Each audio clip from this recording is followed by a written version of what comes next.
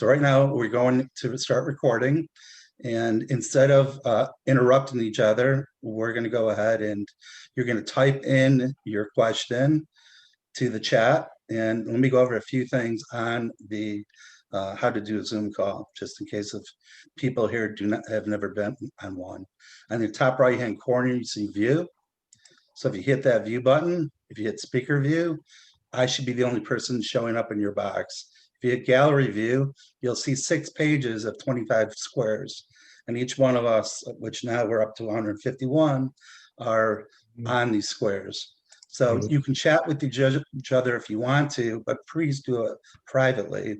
So if you go down to your chat button, you hit chat, you'll see it says to somebody, and then you type your question.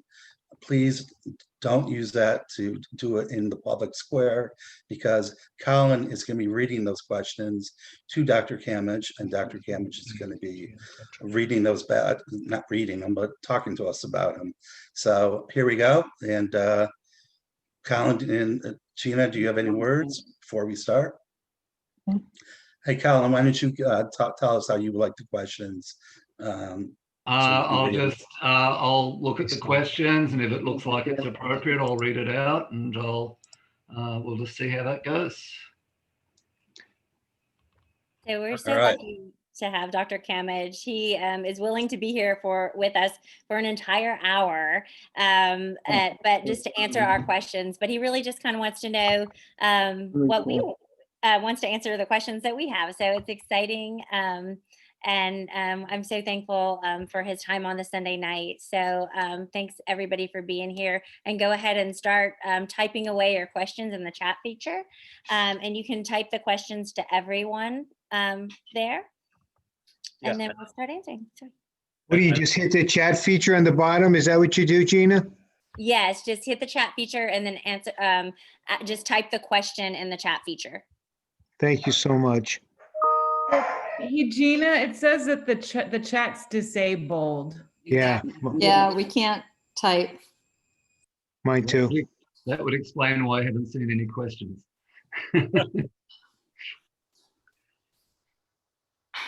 So while you figure that out, Mark, I'll ask Dr. Camidge my question. It just came up. Okay, good.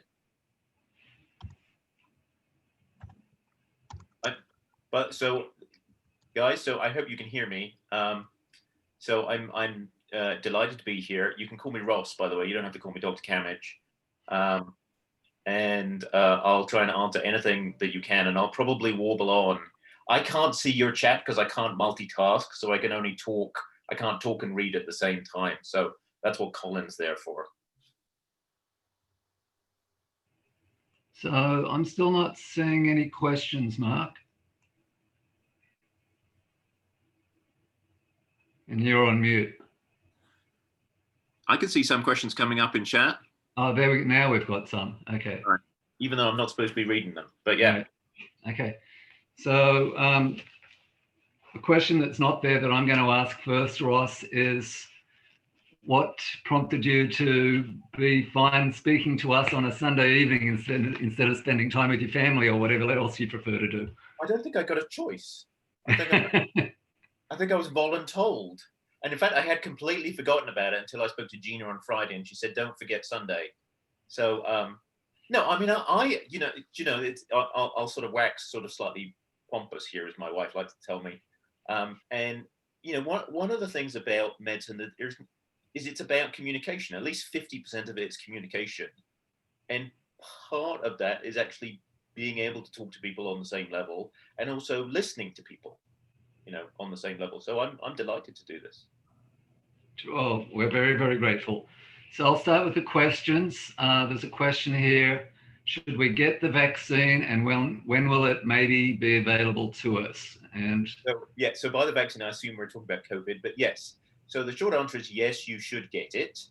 There is no reason why you should react any differently. The ASCO, the American Society of Clinical Oncology, did send out some completely useless guidelines that essentially said, unless you're likely to have an allergic reaction, you should get it. But they managed to spread that over about 4 pages that just kept repeating the same thing. So you should get it. In terms of when you can get it, well, welcome to real world politics.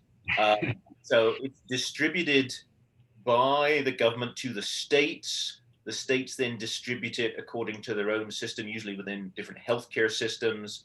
And then they have different tiers of priority. So here in Colorado, they were called phase 1A, phase 1B, phase 2, and phase 3. 1A was emergency room and intensive care staff. 1B was other patient-facing hospital staff. 2 was high-risk groups that was not previously defined. We had, just to give you an idea of how completely chaotic it is, on Monday of this week, our University of Colorado Health System decided they had some vaccines left over after having done phase 1A and phase 1B. So they unilaterally decided they were going to start to offer it to people over the age of 75. And what they did was they essentially had a computer that sort of randomly generated your name from the hospital records, and you got sent an email. And if you replied in 48 hours, you could schedule a vaccine. And if you didn't, you went back into the pool. The governor's office within 24 hours said you can't do that. You have to give your excess vaccine to other hospitals, which are still going through phase 1A and 1B. And 24 hours after that, they then changed their mind and then decided the state would start vaccinating people over the age of 70. So it's all up in the air. So you'll know when you know is the short answer. Right. All right. Thank you. Another question: if lorlatinib is now a first-line treatment, which it's not an approved first-line treatment yet, but it says if lorlatinib is now a first-line treatment, what happens if someone progresses on that? Is a different TKI possible after lorlatinib? Well, so let's talk about two things. So lorlatinib will almost certainly get a license as a first-line treatment. We can then have two discussions. One is, should you use it as your first-line treatment because it's just an additional option? I personally am not going to use it as a first-line treatment. My big worry is you pay quite a price in terms of the side effects for admittedly potentially slightly longer time before the next treatment decision, but I don't know if the ultimate scheme of things that justifies it. So I actually think the ALK positive world has changed the narrative. So in cancer, it was kind of like, you got to control the cancer, I'm going to die. Whereas, now we've got people staying alive for years, probably decades. And maybe it's not just about the time to the next treatment decision, because if your cancer progresses, you're going to die.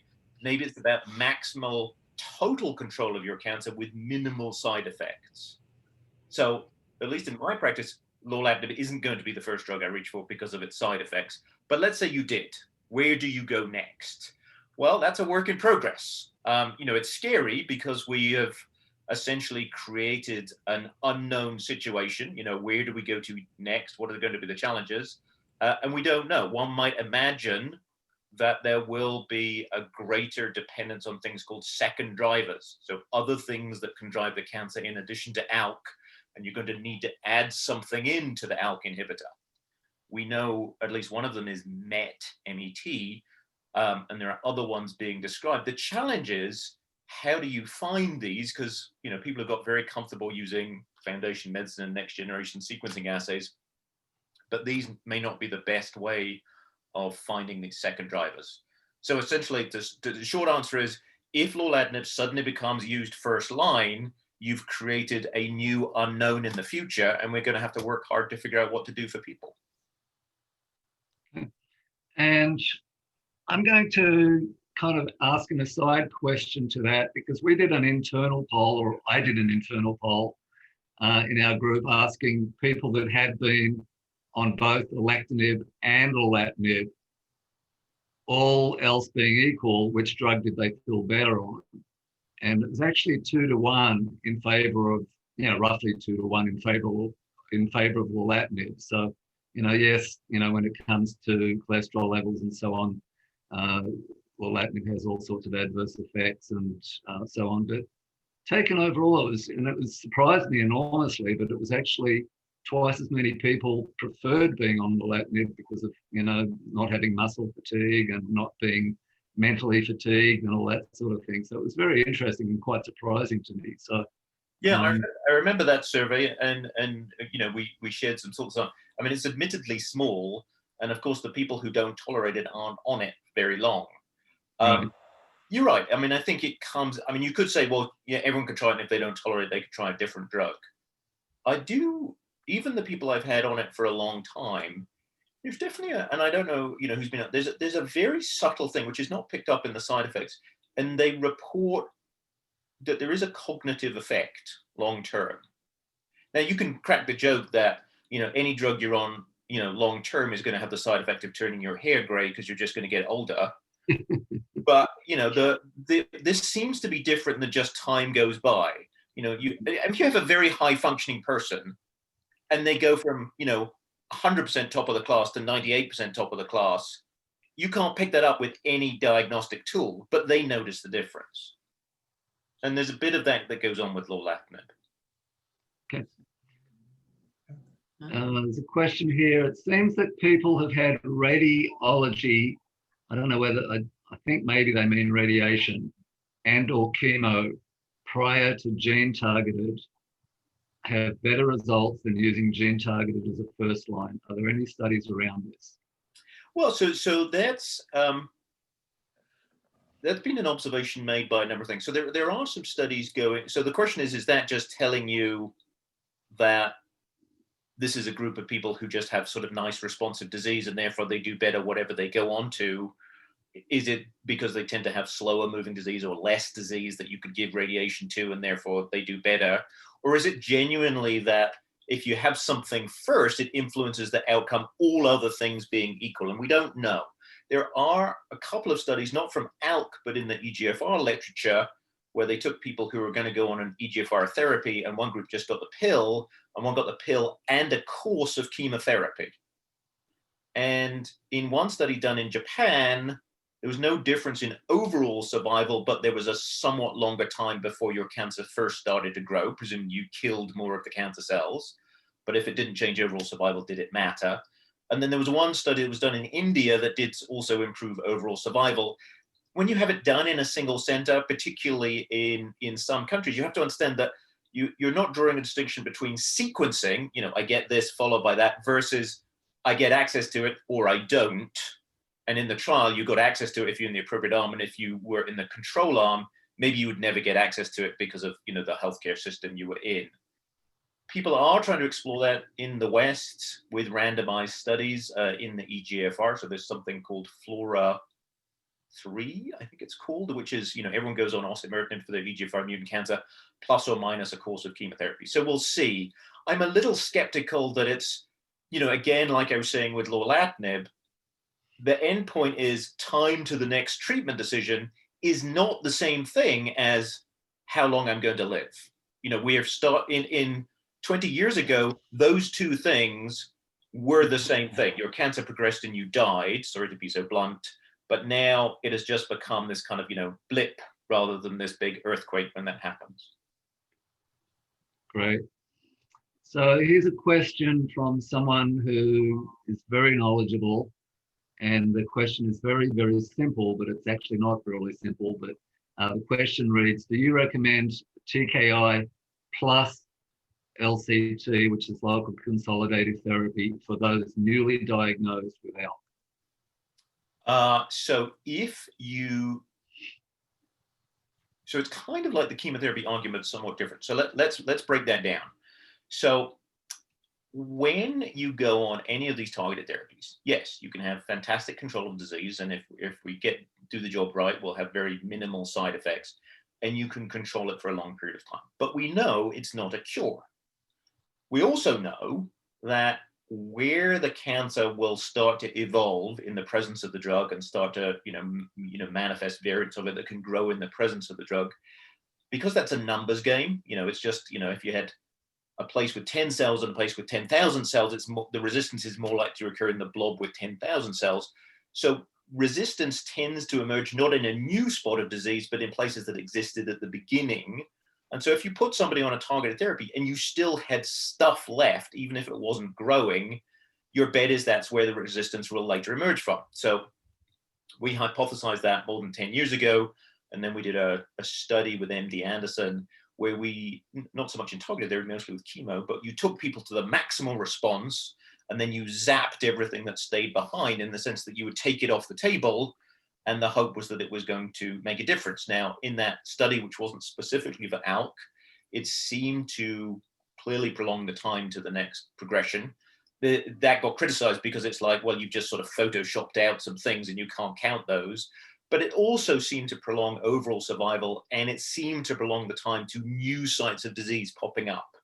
So yes, if you're in the situation where you have a few sites of disease, I'll take you to the maximal response with a targeted therapy. And if I can still see stuff there, I will try and consolidate it with radiotherapy. Now, sometimes that's not feasible. It's not feasible because there's too many sites of disease. You know, you can't zap 50 sites of disease. Or they're in locations which are not feasible to irradiate. You know, it's right by your esophagus, which is incredibly sensitive to radiation. Or, this is a good problem to have, your response is so amazing, there's nothing left to actually aim at. And then all you do is you shift the philosophy from being an oligo residual disease to oligo progressive. You wait for a little something to grow. But yes, I'm quite aggressive about doing that. Okay.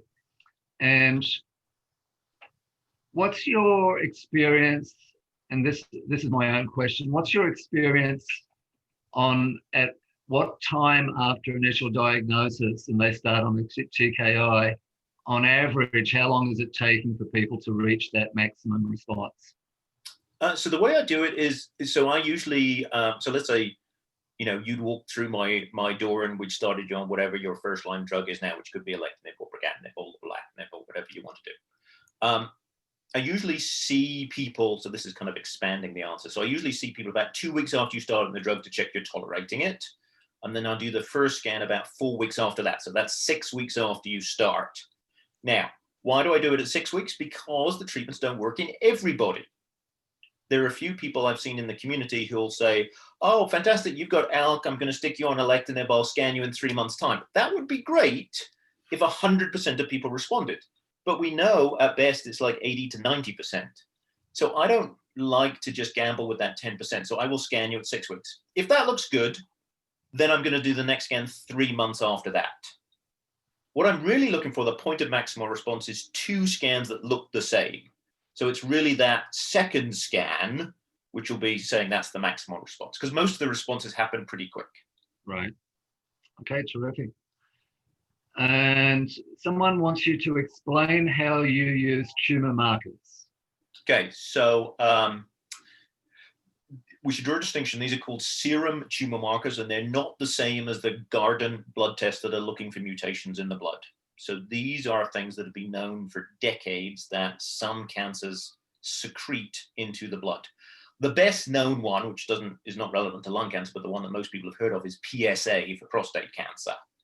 But even though if you look up these other tumor markers, and I tend to use 4, which are in order, and I do it in order because when I write them down, it goes in advancing numeric number: CEA, CA125, CA199, and CA2729. Now, if you go look those up, those are markers relatively for colon cancer, ovarian cancer, pancreatic cancer, and breast cancer. If your cancer is positive, those, it doesn't mean you have that cancer. I can't believe it. I got an email the other day where somebody checked CA2729, it was elevated, and they say, oh, we think you may have breast cancer in addition to your lung cancer. That's nonsense. The cancer hasn't read the textbook.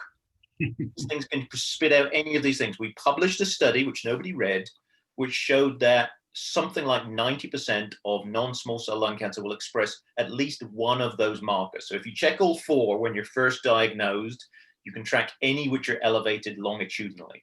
And how do I use them? Sure, I can look at them, you know, when I see you at 2 weeks, and if they're going down, you feel good and I feel good, but that's meaningless. Sometimes they go up before they go down. What I really use them for is if I'm doing my surveillance on therapy using a CT scan, and the CT scan says everything's looking great, and that marker starts to go up, it tells me the CT scan is missing something, and then I do a PET scan. Now, if you were doing surveillance with PET scans, it probably has very little value.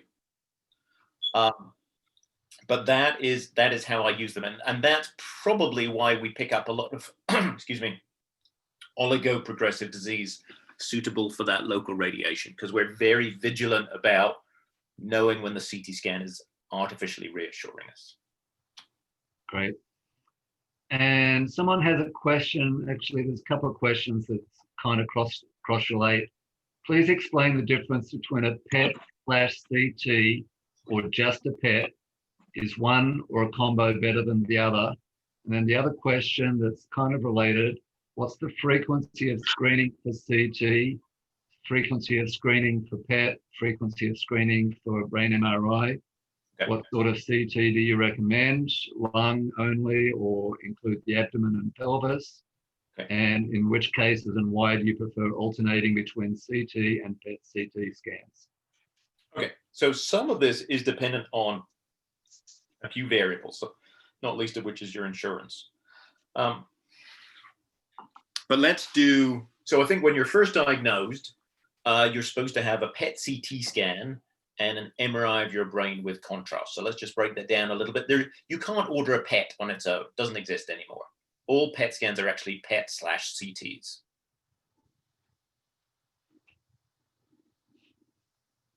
Mark? There we go. How about now? Did you get any of that? When did I get muted? Yeah, we only lost you for 1 second. Okay, so there's no such thing as a PET. There's only a PET/CT, and you're distinguishing that and a CT. So a PET/CT is a kind of low resolution CT that goes pretty much from the base of your skull to the middle of your thigh. That's the standard. And then within that area, the only contrast they're giving you is labeled glucose, which is taken up by actively metabolizing tissues, which can be your heart, your kidney, dye comes out in your urine. So your kidneys, your bladder, your brain, and cancer. So inflammation, active tissues, and cancer tend to light up. I tend to do that at diagnosis, and then later if I'm suspecting progression, usually because the tumor markers are going up. The other times, I'm just doing a CT scan, and usually I do a CT scan with intravenous contrast, unless there's an allergy. And the CT scan would go through the areas where I know there is disease. So for most people with lung cancer, that is chest and abdomen. I don't include the pelvis. There's a much bigger dose of radiation if you include your pelvis, because you've got a ring of bone. Your pelvis is essentially a little sort of donut of bone. So to look in there, you have to have about 20 times the dose of radiation as you do for a chest CT. So I only include that if I know there's disease there. And I'm usually doing that, as I say, about every 3 months. In terms of the brain, that's done with contrast. An MRI brain done without contrast is pretty meaningless. And I do that in somebody without disease in the brain once a year. The drugs are so good at getting into the brain now that I used to do it much more frequently. I used to do it about every 6 months. But now, if you don't have disease in the brain, I'll probably do it about once a year. If you do have disease in the brain, initially I'll do it every 3 months, again, just to check that you're responding. And then probably, if you are in the brain, I'll probably do that to about half the frequency of the body, so about every 6 months. Terrific. And this is kind of a hypothetical question looking ahead, but once lorlatinib becomes first line, would your frequency for doing a brain MRI for people on lorlatinib be different than for alectinib and brigatinib because it penetrates so much better into the brain? That's a great question. I mean, I think I'd probably still keep it at once a year if you didn't have disease in the brain. You know, the follow-up in the CROWN study, which, you know, Ben Solomon, who was the lead investigator, when he presented a curve of the progression in the brain, he quipped that it wasn't a curve because it was a flat line. Essentially, nobody progressed in the brain. It was really quite incredible. But you have to understand that the average follow-up in that study was 18 months or something like that. And so, you know, we don't have that's not going to be the case forever and ever and ever. So I think I'd probably still keep it at about a year. Okay. So here's a great question, just because I know what your thoughts are, but I think the audience is going to find this your response going to be really interesting. So the question is, I would love to know if immunotherapy is a promising research direction for ALK positive cancer. So we need to break down what we mean by immunotherapy. So immunotherapy, in the colloquial sense, in the last 10 years has started to mean just one class of drugs called PD-1 or PD-L1 inhibitors. And those are the drugs which, if we use the trade names, have names like Opdivo and Keytruda and Tecentriq and Imfinzi and various other things. So far, I have been able to track down in the entire world 2 possible cases of ALK patients responding to immunotherapy. And that took an awful lot of work to find those 2 cases, and I still don't have all of the details. So the vast majority of ALK patients will derive, I believe, 0 benefit from PD-1 or PD-L1 inhibitors. And the single biggest rookie mistake I see with second opinions is somebody says, but your PD-L1's 100%. I'm going to put you on immunotherapy. The reason it's 100% is PD-L1 is downstream of some of these driver oncogenes, and it's nothing to do with your immune system. The biggest worry is when they put people on immunotherapy, they then stop the TKI because they don't combine very well, and then cancer starts to grow in lots of places. So I used to be able to say there wasn't a single case in the world. I now have 2, but I'm still trying to pull apart the details. Oh, but let me come back. So is it a promising area for research? And the answer is probably yes, but I suspect not with PD-1 and PD-L1 inhibitors. If you look at an ALK cancer down the microscope, there's no immune cells getting in there. And so the immune cell, the immune system is kind of ignoring ALK. It's not like it's in there and then being fended off by some checkpoint. It just isn't very immunogenic to begin with. But we'll just have to wait and see. So here's a question that is asked, I guess specifically to this person, but it would apply to lots of people in the longer term. With progression in the brain only, currently on lorlatinib, and can't have any more brain radiation, what advice would you have? Okay, so tough situation. But, and forgive me for taking that case and just to illustrate the other point. So it proves that lorlatinib isn't a complete panacea for the brain. You can progress in the brain on lorlatinib, and that's why you can't just not scan the brain. So obviously, in an ideal world in the future, we'd figure out why the cancer was progressing. This is a smaller site. Obviously, you can't go around biopsying people's brains, but we're just starting some studies looking at the fluid. So it's called the cerebrospinal fluid that circulates around your brain. And that's what they tap when they do a lumbar puncture, of whether we can find mutations in that. So just as you can find mutations in the blood, maybe we'll start to define the spectrum of going on in the brain. So that's the future. What do we do now? So the first question is, what dose of lorlatinib are you on? And if you're on a lower dose, is that because you didn't tolerate it, or are you at the standard dose of 100 milligrams? And if you're tolerating it fine, can we go up? So I have at least one patient on 125 milligrams who was tolerating 105, and that seemed to stabilize things. The other things that you can sometimes do are add in other drugs. So depending on where the cancer is in the brain, if it's in the lining of the brain, a drug called Avastin or bevacizumab can sometimes help control that. Sometimes, and we also have a study with this, you add in an oral chemotherapy. Even though it's a pill, it's still a chemotherapy that was actually developed for brain tumors, which is called temozolomide or Temodar, Temodar. It combines fine with lorlatinib, and it can produce responses in the brain. Its major side effect is it can cause some problems with your blood counts. So it's a tough situation, but those are the things that we're currently exploring. Okay. Question here. Alectinib was first developed in Japan. China is very active with many clinical trials. How much collaboration is there between the leading cancer center in the US, China, and Japan, and other leading cancer centers outside the US? Who are the top 3 ALK leaders outside of the US? Okay. Well, let's try and break that down. So, I think thoracic oncology it's a very interesting specialty. I'll wax lyrical here for a second, because lung cancer, I'm writing can't remember if I told you guys, but I'm writing a book on some aspect of the history of lung cancer at present. I just started yesterday.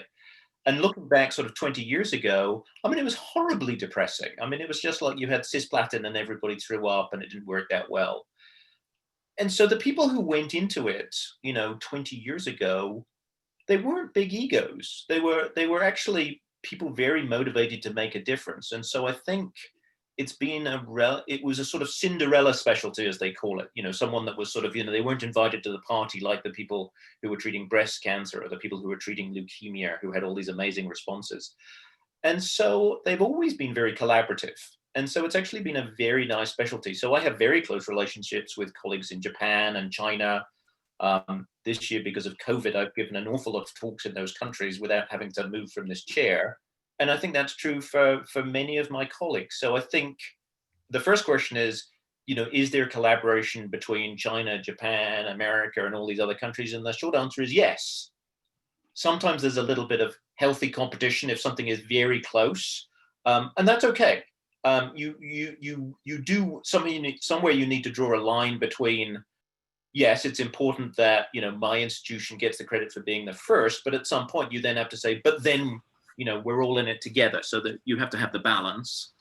And then your question was, who are the ALK experts in places other than the USA? And I mean, that's in the eye of a beholder. I mean, it's not an official title being an ALK expert.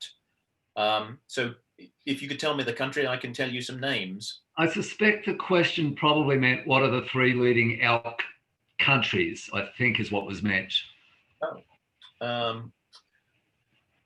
Well, it depends on what your metric is. So some investigators become very well known for putting a lot of people on a clinical trial.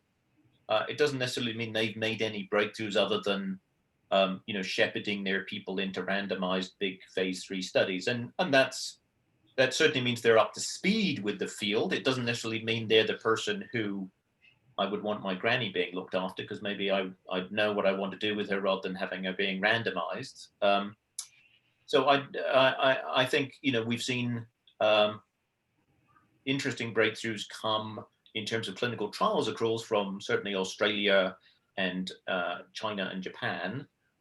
In terms of scientific breakthroughs, I'd say Japan has definitely they were the people who discovered ALK in the first place. So I think ALK has certainly done some very interesting work there. There was some interesting work done in Germany by a guy called Roman Thomas. I think that's a long and boring list. Okay. Here's one more question. Do you think that serial NGS blood biopsy will be used for monitoring of response and progression in addition to scans? Why or why not? So I think the fact that people are talking about that, I do feel like I'm shaking them and going, you do realize you could do this with CEA and it will cost $300 instead of $5,000. So it does seem to be kind of like, I've got a shiny new toy, what can I use it for? So I think the goal of next generation sequencing is as a means of interpreting what's going on in the cancer. Purely as a quantitative measure of the cancer, we have just as good of things with scans and serum tumor markers that are dirt cheap. Okay. So I'll ask my own question while I read through some of these others here.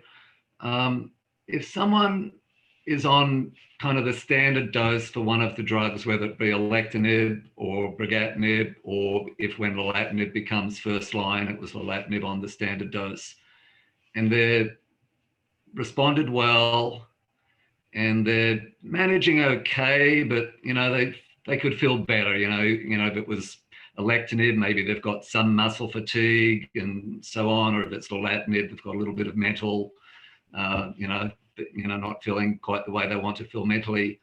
Would you suggest that they lower the dose and go for optimal quality of life, or would you suggest that they stay on that full dose and put up with it in the hope that it will give them a somewhat longer span, or would you give them a choice, or how would you put that?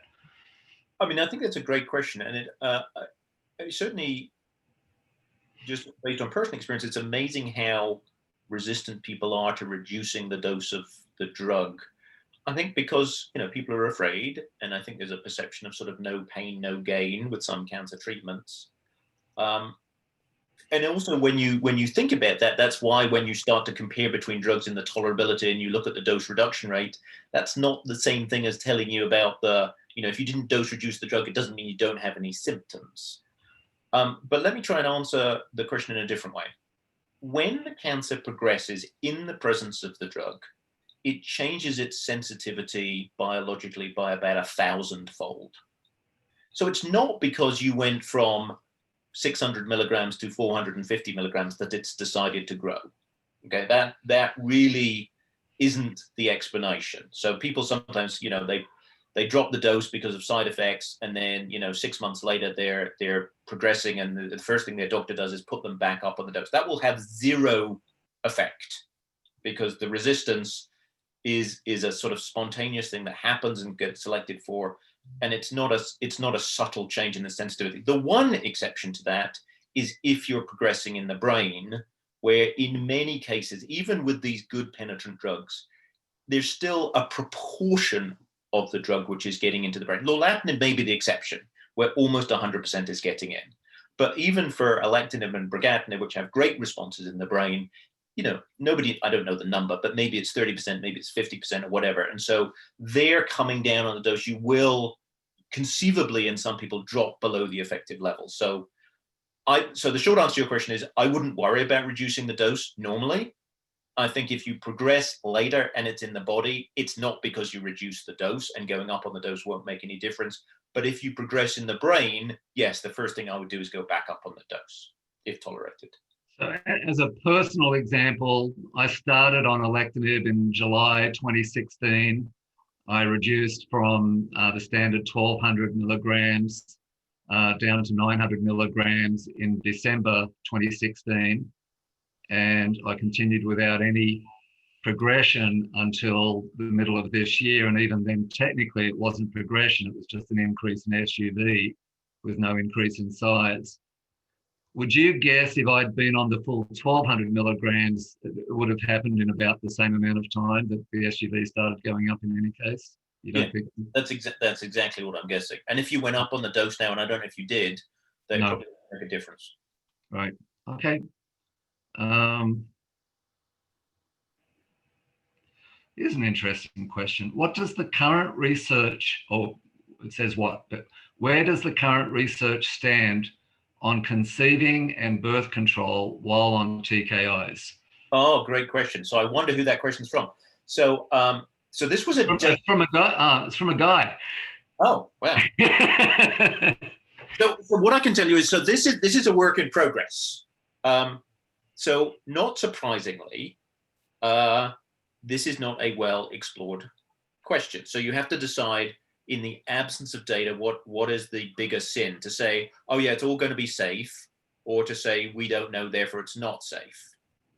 We know from understanding, in inverted commas, of the normal role of ALK, that you might anticipate that being on an ALK inhibitor, if you were the woman carrying the baby, that you would interfere with the development at a very early stage of embryogenesis. So when it's still a little ball of cells. And it's not that you would produce, a somehow damaged baby, but you just wouldn't be able to carry the pregnancy beyond the first trimester. You probably wouldn't even know. It would just be a chemical pregnancy, as they call it. That was the theory. Okay, and then the other theory was that a guy, because guys produce sperm all the time, that by the ALK inhibitor isn't dragged along with it, and by the time the sperm actually gets to the egg, if the woman isn't on the ALK inhibitor, then there's no reason. So I don't think men are infertile on an ALK inhibitor, and I don't think their sperm is aberrant in any way, shape, or form.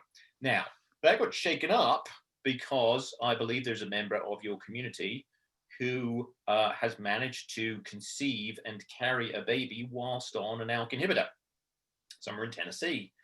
And I contacted their doctor, and I've said, you really need to write this case up. And I don't know the full details, but I've encouraged them to do that. because that would really shake up that advice that we have been given. And of course, we'd like to know the details to know if that's 100% true or not.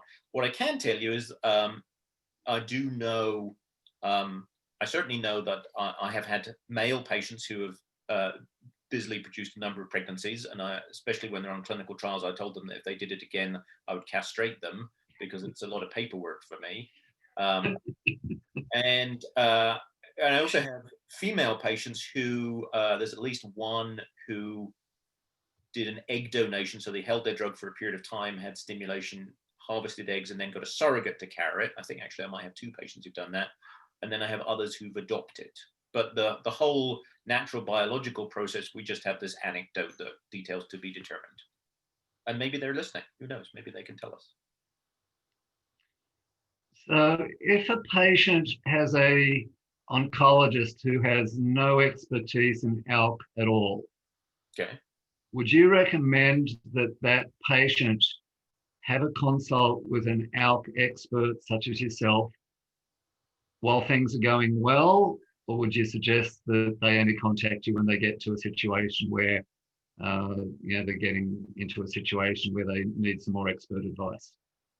In general, I'd say the latter.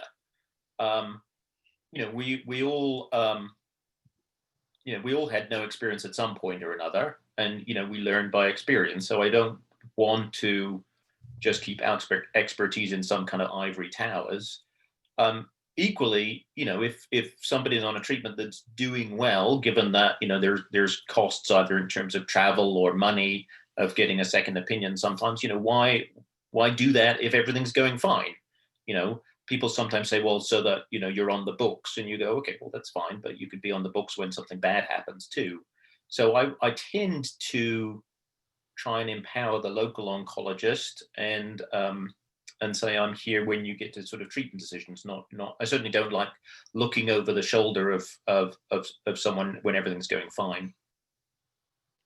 Is your preference to, when a patient does come to you for a second opinion, is your preference to work with the patient, or is your preference to work with the patient and the patient's regular oncologist? Well, I have a philosophy that the second opinion is requested by the patient, and that's who's the person who's asked for my advice, and so that's who I tend to work with.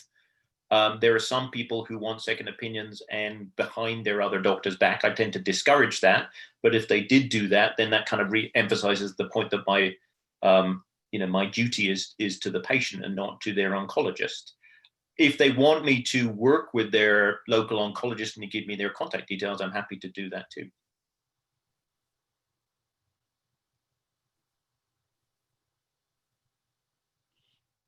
Can you address the potential role of CRISPR gene editing technology? To the best of your knowledge, is anyone researching the use of CRISPR in treating ALK? So we should explain what CRISPR is. So CRISPR is a gene editing technology. It was originally discovered from bacteria, and then you can apply it. And it's been very useful in the lab. Now, the question is, can you do that in a person? And the answer is no. There are people, I think you can use that technology to edit stuff outside of a person. And then, for certain conditions, can you then put that gene or cells with that edited gene back into the person? And I think that's the essence of gene therapy. And there are people starting to do that. Classically, where they're looking is single gene disorders where it's aberrant in the whole body, and things like sickle cell disease, glycogen storage disease, the things that usually go on in pediatric hospitals. Nobody is in the situation where anyone is trying to do that in a human with cancer as yet.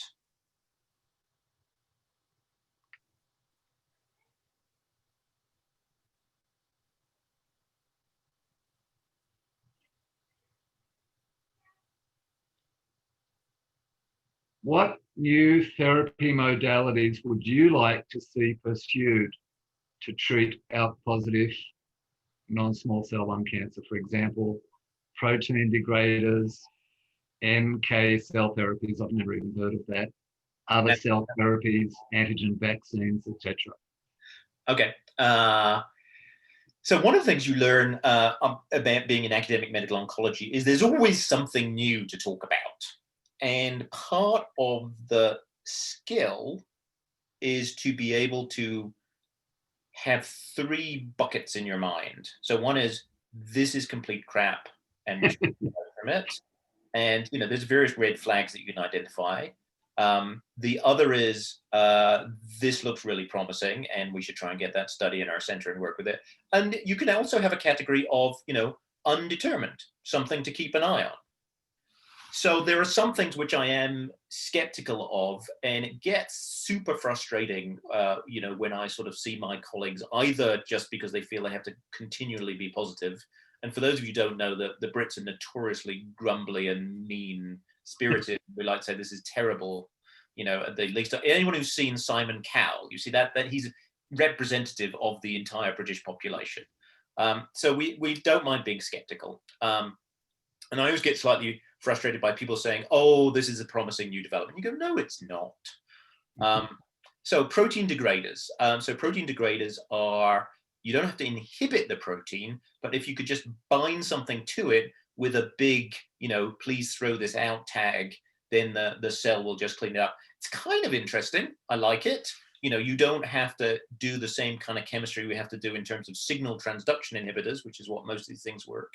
So it allows you to target things that are otherwise untargetable. The question is, can you degrade enough of it such that it will matter?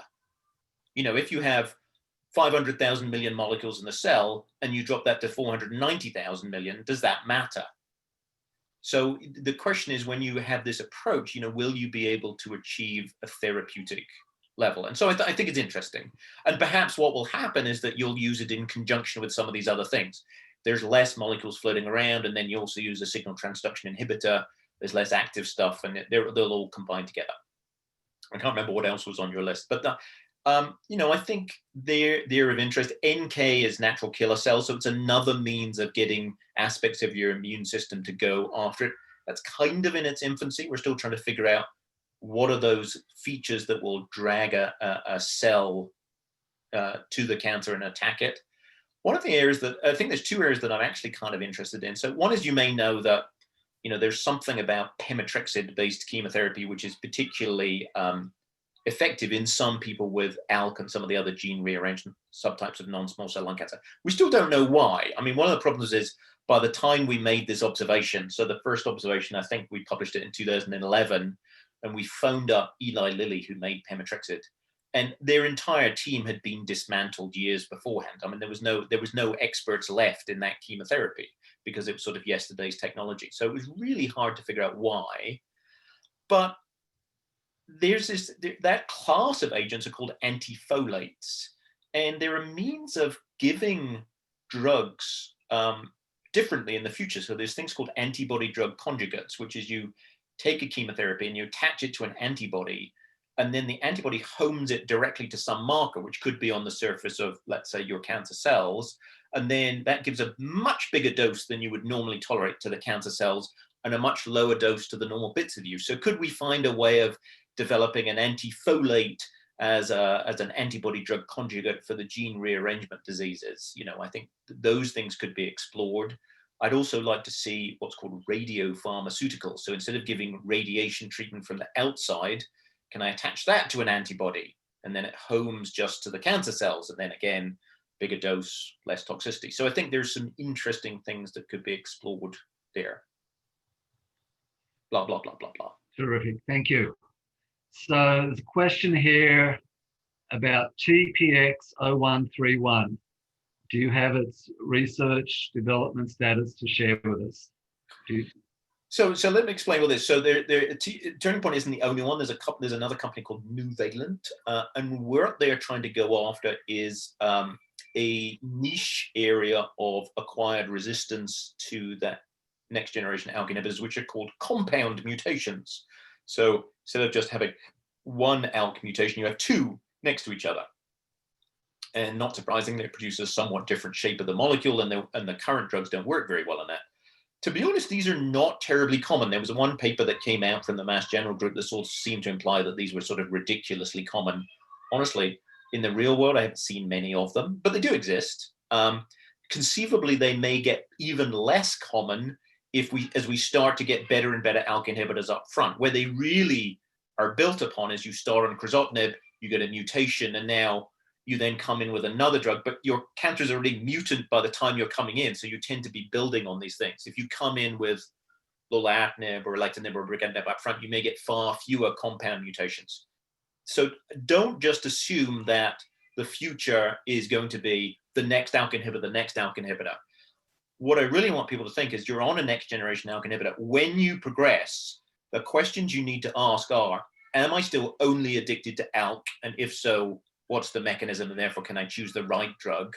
Or do I have a second driver? So is ALK still there, still being suppressed, but something else needs to be coming in? And unless we start to think like that, people are going to go this bit where they just go through every ALK inhibitor in the cupboard, and many of them will be completely wasted time because they're not chasing down what's actually driving the cancer.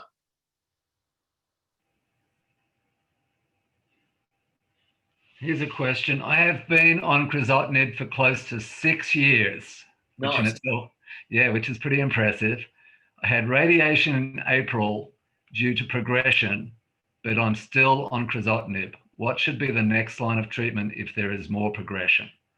So I'm going to make a guess, but the progression was probably in the brain. Doesn't say. Yeah. So here's the thing. So when these kind of randomized studies came out, even when Alex first came out, which was alectinib versus crizotinib, and you'd have these people saying, I'm on crizotinib for 6 years, should I change? The answer is no.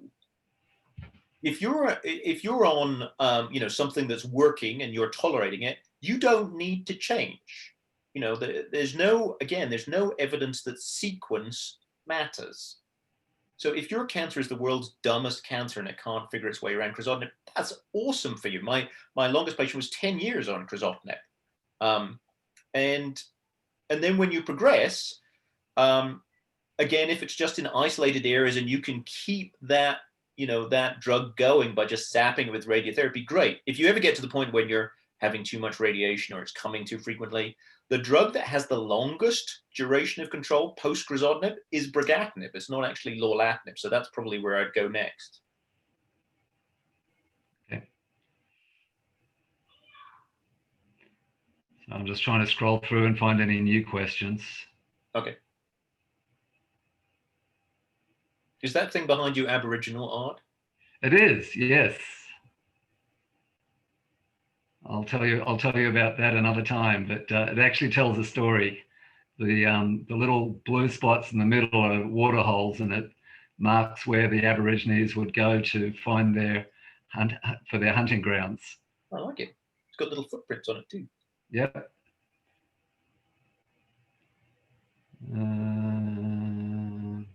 Is there any ongoing research about what causes ALK cancer? Oh, love the question. So yes, this is something close to my heart. So there's a theory. So I'm going to tell you the theory, and then we have to prove it. So there are two competing theories. So one is, so remember ALK is, you've got these two genes which are sitting far away from each other, and then somehow the stuff in between gets moved out of the way and these things are joined together. Okay, and sometimes they're on the same chromosome. So EML4 ALK is the most common one, but then there can be other ones on different chromosomes. So how does that happen? So there are two theories. One is that a piece of radiation, something like an alpha particle, which is the thing that comes from radon gas, which looks a bit like a sort of molecular bowling ball, smashes through your chromosomes, and then the cancer says, oh, poop, I'm going to have to join them together, and it just joins them up in the wrong way. So radiation causes big breaks in chromosomes, and that's the most likely one. That's the one I probably believe. The other theory is that, amazingly enough, we get viruses all the time, and some viruses actually integrate into our own DNA, and they go in and they plop out. And when they go in and when they plop out, there's kind of messy house guests, and they kind of sometimes can pull things together or add stuff in. So the other is that ALK is some legacy of some virus that we had, years ago. Doesn't mean, we're actively infected. Okay, how can we prove that? It's very difficult to prove the viral theory, but we can prove or potentially disprove the radon theory. The data so far is pretty sloppy. There were some attempts in France to look at areas of high and low radon gas and then correlate that with frequencies of molecular abnormalities in people with lung cancer. They showed a trend that people with higher radon in their houses were more likely to have ALK, but it wasn't statistically significant. It's pretty sloppy. And the real problem there is it's not about the radon in your area. It's not even about the radon in your house. It's what you personally were exposed to. And some of the studies got a bit more fancy and they said, well, we'll put a radon detector in your house and see what that picks up. But then you're making an assumption that that's the house that I've been living in for the last 20 years. Maybe I moved into there yesterday. The best way to explore it is what I'm trying to do, and I've been trying to do for about 10 years, is to get the only archive in the world of lung cancer which occurred in uranium miners, which actually exists in Colorado, because we have uranium mines up in the mountains. And there was a somewhat obsessive pathologist who's now passed on called Sakamoto, and he kept an archive of hundreds of cases of lung cancer in all of these uranium miners over decades, going back to the 1970s. And we are submitting tomorrow a form to get the cardboard box that contains these samples down here, and then we're going to use modern molecular profiling techniques. Now, we've got about 100 samples. Many of them had been smokers. Often they were Hispanic. And, this is the group of people that you wouldn't expect to have ALK. But if we see a high rate of ALK, so we're going from a low number to a higher number, which is the easiest thing to detect, that will be proof positive that radon is the cause. Okay. So ask me that question in a year's time. All right. And as a dentist, I was not very good about staying out of the room when I was taking people's x-rays, and quite often had the x-ray tube pretty close to my chest. Do you think that might have been correlated with me getting this? So my colleague Bob Doble had that theory. So one of the things is, we completely anecdotally, we had a lot of people when people were first diagnosed with ALK who had worked in healthcare professions. And, we had, I've got a whole bunch of doctors, including medical oncologists, who come and see me who got ALK positive lung cancer. And so the question is, did they just, walking the wrong way past an x-ray tube at some point? Or the alternative is, these are the people who know how to navigate the medical system. And so they tend to sort of, get second opinions more than non-medical people. And so I honestly don't know.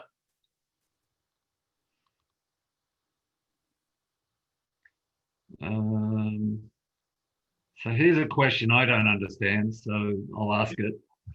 It'll educate me. What can you tell us about using, and I'm going to spell the word, RESOLVINS, resolvins, to target tumor debris? I don't know. All right. We'll move on then. Someone has to educate both of us.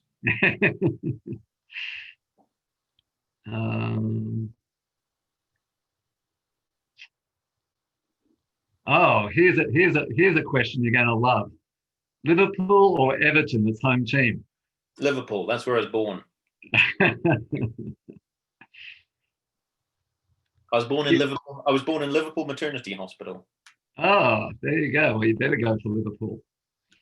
If you had to guess, based off all research going on, which will be the most promising path to lung cancer cure or to turning cancer into chronic disease? So we've already got cancer as a chronic disease. So that was a completely insane goal 15 years ago. And I think that's the achievable goal now. And I think we have to hold on to that. And we can always do better. We can extend it out. We can, there's a gazillion things we can do. But I want to address that one about cure, because that's the elephant in the room.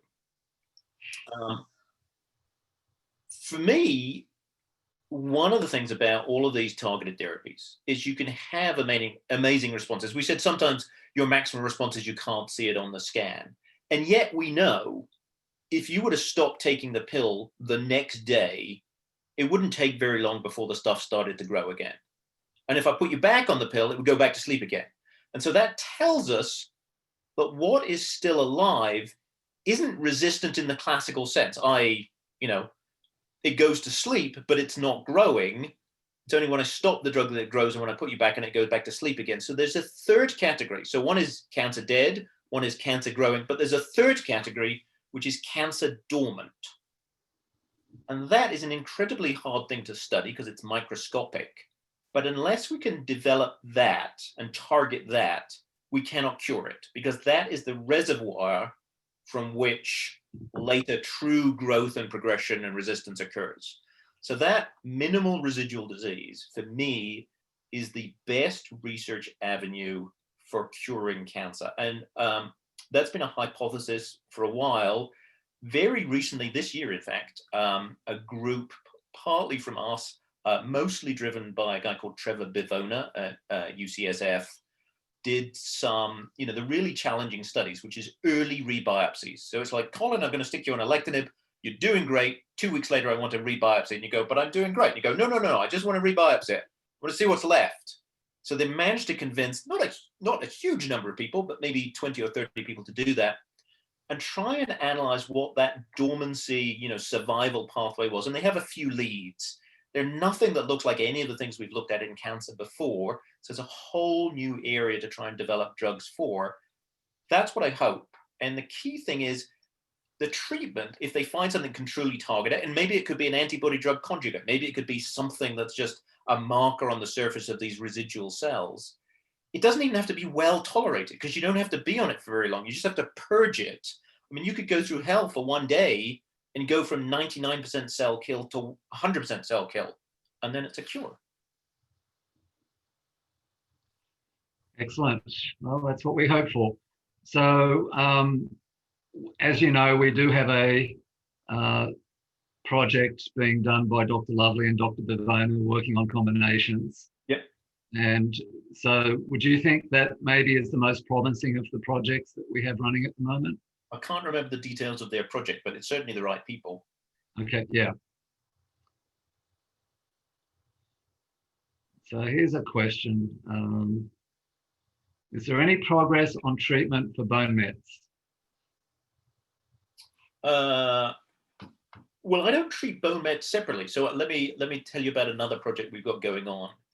So one of the things that sort of slightly drives me crazy is, Mrs. Jones is diagnosed with ALK positive lung cancer, and she's got bone metastases. And she goes to see her local oncologist, who says, I'm going to put you on, fill in your favorite ALK inhibitor, alectinib, brigatinib, lorlatinib, and I'm going to put you on this medication for strengthening your bones, which is usually called Zometa or Xgeva. And you go, well, why? And they go, well, because you've got deposits in the bones. I don't believe you need that medication, because I think when you treat the cancer, your bones just heal themselves. And I can tell you that I haven't used it in a patient for over 10 years, and I haven't had a bone fracture in anyone.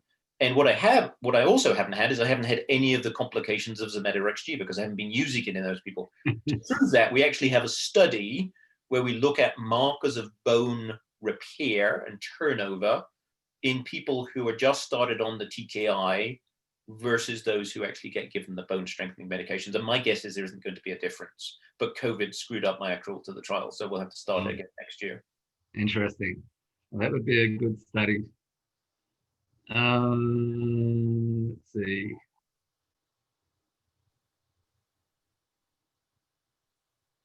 How frequently are you seeing MET as a resistance mutation? Can you talk about the difference between MET amplification and MET mutation? What is the best test for MET resistance? Great question. All right, so the trouble with MET is the MET signaling cascade, which can drive acquired resistance, not just in ALK, but in EGFR and ROS1. It's like the best supporting actor Oscar, it sort of wins, can be turned on in a number of different ways. And there are reported examples of MET fusion, so just like an ALK gene rearrangement, you can get a MET rearrangement. That's incredibly rare, it's been described once. You can get these things called MET mutations, called MET exon 14 skip mutations, which are a driver all by themselves, but can also rarely, like 0.5% 5% of the time be a mechanism-acquired resistance. And then the biggest issue is this issue of MET amplification, which is multiple copies of the gene. So normally you have one from your mum and one from your dad, but multiple ones. The problem there is that's not there or not there. It's a continuous variable. You could have 3 copies or 4 copies or 10 copies or 50 copies. And when people do studies, I can make the frequency of MET as a driver anything I like, depending on where I put that cut point. The lower I put that cut point, the higher MET is driving it. But unless I show that I add in a MET inhibitor and it matters, I could be being misled. At the moment, the estimate is it's probably running about, I don't know, 5%-ish. I think some of the other studies have said it might be higher than that, but I worry that they're overcalling it. The really interesting thing is we have a cell line derived from one of your colleagues in the ALK Positive group who was progressing on brigatinib, and they didn't have amplification, and they didn't have a MET mutation, and they didn't have a MET fusion. And yet when we grew the cells, MET was driving their resistance. So MET can be a mechanism resistance through means that we do not yet have the tools to identify. That doesn't mean it's going to be the mechanism in everybody, it's not. But it opens up the idea that when we see these pie charts and there's that unknown slice of the pie, some of that is like, oh, well, we just have to do more foundation medicine. No, some of it is there are means of turning on pathways that we don't yet know how to measure. And until we figure that out, that's always going to stay an unknown slice of the pie. So I don't know if I answered your question. But what's the best way of doing it? Sure, you can do the next generation sequencing. That's great for looking for MET fusions and MET exon 14 skip mutations. They're actually pretty rare. MET amplification, I still actually do MET fish testing, which is a quite fiddly test. And all those guys who have next generation sequencing assays, that's not the same thing. MET fish testing is a separate assay looking for MET amplification. And not everybody can do it. Some commercial companies can do it, and you have to be able to know how to interpret the test. So I don't mean to scare you, but it's a bit technical at present. Okay. How are you doing for time, Dr. Camidge? The kids haven't started to throw rocks at me, so you're good. Okay. We do want to be respectful of your time, though. At stage 4, how do you discern scar tissue versus no evidence of disease? PET scan or a biopsy. All righty. How do we accelerate research to find a cure? Big Pharma only picks up things at phase 2 and phase 3. Where are the funding gaps? Any biotechs that we should be watching? That sounds like an investment strategy more than anything else. But Yeah. well, okay, so since it's Sunday night and we've so I'd like to explain that I do think, and this is nothing that, this is kind of like when we're trying to fix the world. Okay, I do think the system is somewhat broken. I think if you look at 10, maybe 20 years ago, a lot of research was driven by the cooperative groups, where academics would come up with the idea, and that somehow the government funding was there, and they would actually do the research to figure things out. That has completely disappeared. The cooperative groups still exist, but they don't quite know what their role is, partly because they're so grossly underfunded, they can't really do very much and very sensible things. And also I think they've lost direction, and I apologize to anyone who is very fond of the cooperative group, but I think they lost direction in the sense that I think they believed they were nimble drug development machines, and they're not. They're incredibly slow, and they really need to focus on the questions that pharma isn't addressing, as opposed to trying to compete with pharma. The issue with pharma is pharma has the money and it has the drugs, but more and more it's capturing the narrative and the megaphone. So increasingly you see the people presenting pharma studies, this is going to sound very politically incorrect, are just saying what the drug company wants them to say. And the educational programs which are presented for oncologists are funded directly or indirectly by pharma. And again, the narrative gets controlled by this. And so we are somewhat lost. And for those of you who don't know, there have been a lot of academic oncologists who have just said enough and have actually joined pharma this year. And we probably lost as many outstanding thoracic oncologists around the world to pharma as we have had new drugs licensed in lung cancer this year. And it's not enough just to say, oh, well, they just couldn't hack it.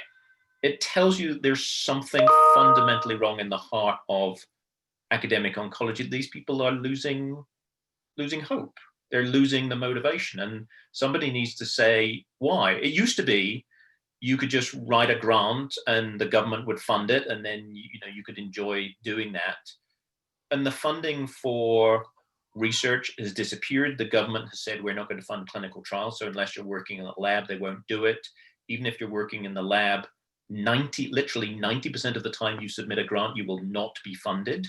And then if it is funded, it's not enough money to actually do it. The system is broken unless we want to just put our hands up and say pharma should drive everything. We have to fix it. I don't know if you can. I don't know if I can, but there we go. Sorry to whine for a little bit there. You've got the forum. You're allowed to whine all you want. I don't love whiners, so I shouldn't do it myself. Oh, but that's what the Brits do. The wine bombs. Do you believe that certain diets, and then specifically plant-based, help patients fight ALK cancer? And are there any ongoing studies in this area? So I'll tell you a couple of things. So I believe what diet does is it changes how you feel and how you cope with everything else that's going on with the cancer. The data that diet changes outcomes from cancer treatment is a little bit more controversial, and not least because it's incredibly hard to study. I mean, Colin, if I said, well, what did you eat on Wednesday last week? And it's really hard to remember or to standardize it. So it's very circumstantial. And also we're very bad at changing our diets. Yeah. So I don't think there's a simple fix in terms of diet. I do think that on a very simplistic level, if you tend to have more fresh fruit and vegetables, you tend to cope with cancer treatment better. But it doesn't mean you have to become a crazy obsessed juicer all the time. And I'm going to make this the last question. Good, because I can hear the kids warming up behind me. Okay. When might it be recommended for a patient to undergo chemotherapy in between TKIs before going on to another TKI? I don't know that I would routinely recommend that. So, no, it's not suggesting that it would be routinely, but it's just saying, when would you? Hold on. I have a guest star. Come on. Okay. So this is Sophie. This is my older daughter. Hi, Sophie. Do you want to see? There's 177 people watching. Okay, all right, bye.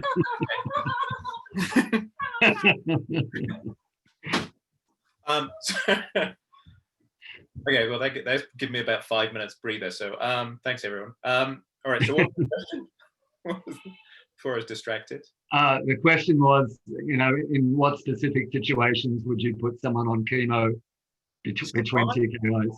So I'll tell you how I do it, and then I'll tell you what's being explored. So I would only do it really when I don't have a personalized medicine approach.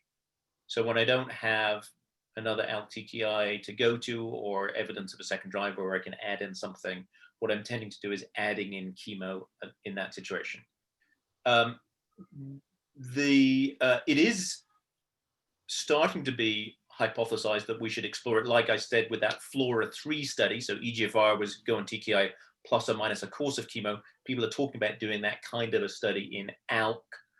There's at least one of my colleagues who, just like the consolidation radiotherapy that we described, has been doing a similar thing with chemo even long before it was fashionable. And so if you're on a TKI and you have a modest response, he will add in a course of chemotherapy to sort of push the response down. He's kind of the exception. That's Ron Natali at Cedars-Sinai. But he's been a pioneer in other things, so you just have to listen to what he says. And I believe Dr. Pacheco, in his study where he showed that the median at University of Colorado was 6.8 years for ALK positive, I believe in that study he'd shown that patients that had had chemo at any time in their course of treatment had better overall survival. Is that correct? don't remember that. What I remember is people who had clearly fallen into the pemetrexed sort of super sensitive category did better. It's kind of obvious, you know, if you do well, you do well. But I don't think chemo alone was a significant variable. Okay. Well, as a final thing, we've got many people here saying thank you for your time. You're welcome. And we'll let you go and join your family. And thank you so much for joining us on a Sunday evening. My pleasure. Good to see you all. Thank we'll you, get in Doctor. I touch. really appreciate it. It's nice meeting you. And I'm going to have the channel open still for those who want to stay on for a few minutes. But thank you, Dr. Camidge. All right. I'll leave you. Thank you.